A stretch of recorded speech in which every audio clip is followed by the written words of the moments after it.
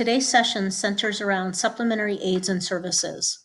To investigate them, we are going to take a deep dive into their location in the IEP and purpose in supporting students. Our aspirational goal, as always, is to provide ongoing opportunities for professional growth. During today's session, you will learn more about supplementary aids and services, as well as how to implement those services. Please take a moment to complete the following. Hit pause, then resume when you are done.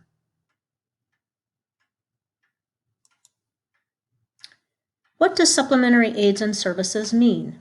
Let's define them. When an IEP is developed, we list the present level of performance, including how the student's performance differs from grade level standards. We then list an impact statement that demonstrates how these differences impact the student's ability to access the curriculum.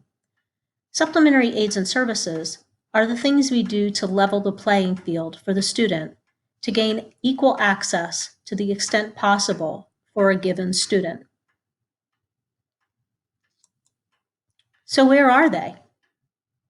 The case manager can provide you with an IEP snapshot, which is a summary of the IEP. Supplementary aids and services are listed in the snapshot. They are obviously in the IEP itself. And finally, it's a good idea to meet privately with the classroom teacher and case manager to discuss the supplementary aids and services and your role in implementing them. Keep in mind that those services may change based on the environment in which you support the student. So why is it important to know the supplementary aids and services for each student? Well, the IEP is a legal document and it needs to be followed. Supplementary aids and services were agreed upon at the IEP meeting and as such must be used. The discussion portion of the supplementary aids and services lists how and when to use them with fidelity. We will have students, especially at the secondary level, that don't want to look different and won't use them. That's okay. There's no need to argue. Students can advocate for themselves. Just document this. If the student is successful, the question becomes, do they still need that supplementary aid and service? Your accurate notes will help to determine this. It may also serve as a wake-up call to a student or parent.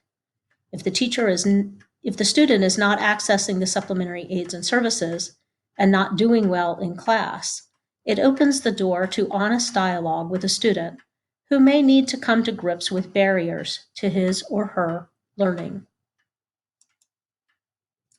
There are 5 categories of supplementary aids and services: instructional supports, program modifications, social emotional supports, physical environmental supports, and personnel supports. They line up in order in the document, so they're easy to find. Many of them should be familiar to you. Many of them are easy to provide and require little additional work on your part, such as making eye contact before giving directions. But many others are significant, such as providing a second set of textbooks. Program modifications are used sparingly and are in place for students with significant needs. Can you think of any additional ones? Take a moment to write them down and then proceed.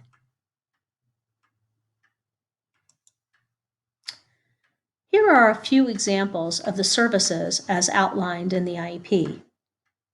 You will notice there's a section on the nature of the service, the frequency of use, and the providers. Frequently, instructional assistants are listed because you work with the students across settings. You will notice that the clarifying location and manner is also present. It is hoped that this is very specific to the student, but if it doesn't make sense to you, please ask questions.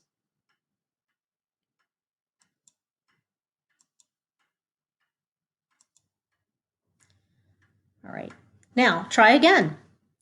Take another few minutes to see how many supplementary aids and services you can list.